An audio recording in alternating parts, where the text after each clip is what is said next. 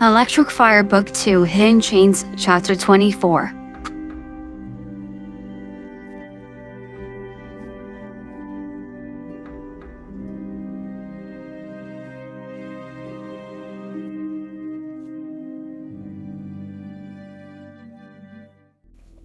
As I walked around a bit, I did get a few flashbacks from what happened here before.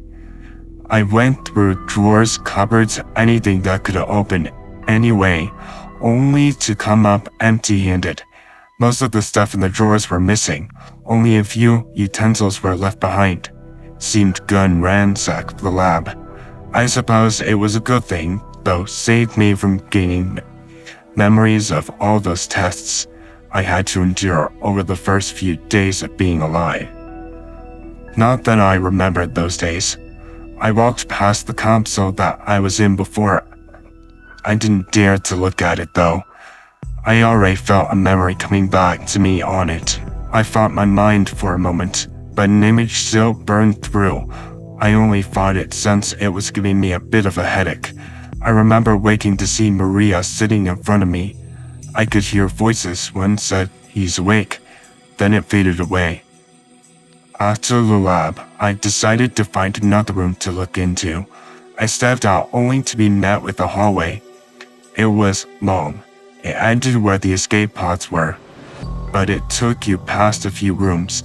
That was where the hall began, telling by a map on the wall across from where I was. I now wondered if Sonic was having an easier time than I was. I remembered this hallway though. It was the last time I saw Maria. I already knew this, but my mind still went back to that last memory of her. I couldn't fight it. Sonic's point of view. The lab barely had anything, so I went into another room to look for anything else. I guess Shadow didn't exactly tell me what to look for, so I guess that he wanted anything with his name on it in order to remember something. So I went into another room connected to the lab. I knew places like this would have a room to keep papers, journals, anything to hold information. It was kind of like an office, but it's more of a storage one. Just my luck though, the papers were scattered on the floor, journals on the desk, papers on top of the desk as well. I read through them only to come out empty-handed until I got to the journal. It talked a little bit about something called Project Shadow. Some pages had drawings on how this creature was made. I closed the journal up and went back on my search. I guess Gunn had left it behind from their first encounter with Shadow. Now I decided to check the desk drawers only to find a key. PS were etched into the metal. I felt it may be important, as it could hold more secrets to Shadow. I took the key with me. I slid it into the first page of the journal so I wouldn't lose it. There wasn't anything else for me in the room, so I went on by now. Shadow was gone, nowhere to be seen in the lab, so I walked on. I decided to go to the computer room. I had a feeling that the key would open up something in there. It's possible Gerald didn't want anyone to find it. The hallway was long, though I wasn't in any hurry, but I still ran to the computer room.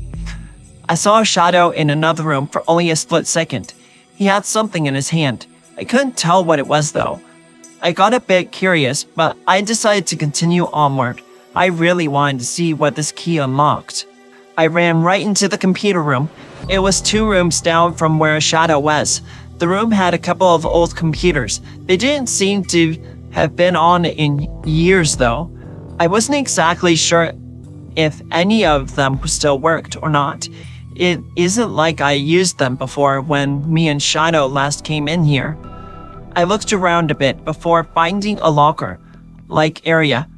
They were all locked though. I doubted that all the keys to them were still here on the Ark. But then I noticed a sticky note on the floor. Well, half of it. It was sticking out from the bottom of the locker.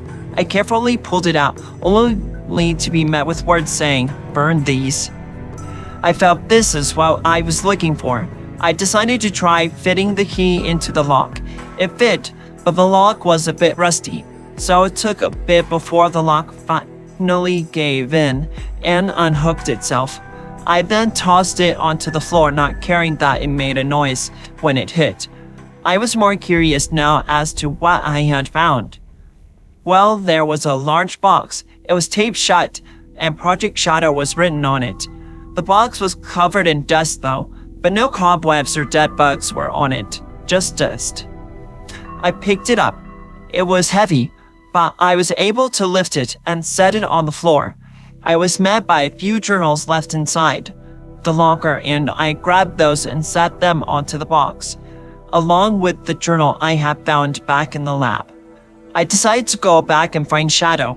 It wasn't hard though. When I stepped out of the room, I heard a yell. Darn it! Then a bang against a wall. He was in another room when I found him. It looked to be a bedroom. It didn't seem to be his though. The walls were faded pink color. The bed was a twin one, but there weren't any sheets on it, only a pillow. Then there was a blanket draped to the side. The mattress was worn. This seemed to be Maria's room. I remember Shadow telling me a bit about her before. Shadow, I think I found what we came here for. I spoke as I approached him. He just stood by a wall though. There was a hole in it. That must have been from the bang. I took notice. The blood was starting to leak through Shadow's glove, where his knuckles are. He said nothing. He just nodded and left the room. I showed him to the lab.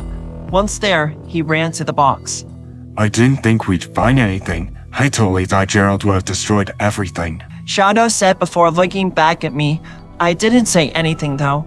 I just took the ring off and used it to open a portal back into my room. We both took a side of the box and jumped into the portal. I ended up letting go as I fell a few feet, but Shadow was able to keep hold of it. After we landed, he set it down on the floor near my Flash comics. Shadow set the items back in the box. Once I finished grabbing the cases that had the discs in them, there were 5 in total. I decided to take them in order. Each one was numbered. I put the first disc in the DVD player. The TV turned on afterwards, but nothing played. I reached to hit the play button, but then I felt a hand grab mine before I could look back to see Shadow. Sonic, before you hit play, I just don't want to lose you as a friend. Whatever is on it. I just don't want to lose you. Shadow, you're my friend, and well, I don't think anything will ever change that. I just gave him a smile before pushing play. We both sat in front of the screen as the video played. Shadow's ears perked a bit as he came on screen. Shadow's point of view.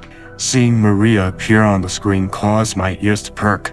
Also, I felt a wave of sadness wash over me as I watched the screen. She held me in her arms. I was little back then. I grew over in the next couple of days. There was a day on each of the sections. I didn't have any memory of me being little until now. By the end of the first disc, I was starting to tear up. Sonic hadn't noticed. He put the disc back and got the second one in. This one though had a lot of me going to the lab to get tested on. I didn't seem too happy, but Gerald seemed to show some affection towards me as I went with him. The tests didn't seem too bad in this one, unlike the stuff I do remember. At least now I have a way to remember some of the good times I had with my creator. After the tests, he'd often give me some candy. It seems he gave me a chocolate bar, which I shared with Maria. I can see why Gerald wanted to get rid of these. I wasn't the monster others see me as. These would prove the lie he had made. My suspicions seemed to be correct. The third video, though, was different. It was just a bunch of pictures of us with music playing. The last picture was of Gerald and Maria. It was most likely taken before I was around. Gerald looked slightly younger in it. The fourth, though, that was the transformation one. Gerald started to show less attention towards me. I looked away from the screen a few times. Sonic at one point decided to curl up into a ball. The video showed some pretty hard stuff I had to go through in the lab. It was stuff I still remember. It's hard to believe that I was put through so much at a young age. We both couldn't watch the rest of it. Sonic decided to take the disc out and said nothing. His facial expression showed it all. He said nothing as he tried to break the disc. He only bent it. But then he decided to go downstairs and get a hammer. He came back just as quickly as he had left. He pounded the disc a couple of times, which caused Tom and Maddie to come up. Sonic, what are you doing? Tom asked. Sonic backed up when he had spoken. He seemed startled. He dropped the hammer as he backed up from the broken disc laying on the floor. Maddie picked it up when she did. Bits fell to the ground. What was this? It was terrible. All those things Shadow had to endure. Sonic replied, his ears lowered. I could feel my own doing the same. I stayed back from Tom and Maddie. I knew they wouldn't hurt me, but I didn't want to say what I had been put through. Sonic did me a favor by destroying that disc. As for the fifth one, we didn't bother watching it. 4 was horrible enough. I didn't realize I was shaking at the time. Nothing else was said. Much. Tom helped clean up the mess. It didn't seem like we were gone long when we went to the Ark. I still didn't get over the horrors I watched on the screen. To put it this way, I was put through lots of tests after, like I said before, because I wasn't able to carry Maria's cure. Gerald would often take it out on me. Sometimes I got bruises, but because of my fur, it was hard to tell. But as for burn marks, were easy to see. Also, Gerald had tested out my abilities, as in if I could stand against anything that could potentially harm me. Probably a bad idea on his part since Gunn wanted to destroy me before. I'm not bulletproof, but I can't exactly die from a bullet. Unless it hit one of my weak spots.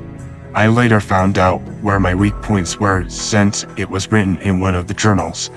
My lower back was one, then also my stomach. What made the disc hard to watch was seeing all that happening again. It was like I was reliving that moment. Not something I wanted. I feel bad that Sonic saw what I went through there. At least the disc can't exactly hurt me now, but the memory is forever burned into my mind now. We had Tom hide the last disc after cleaning up the mess. I didn't bother going through the rest of the stuff from the Ark. I was done looking for answers for the night. I just had Sonic find a place for it while I sat on the bed. I crumbled up the letter Sonic had written and tossed it into his trash bin. After that, I was so shaking. No matter what, I couldn't relax after the horrors. We both didn't sleep that night.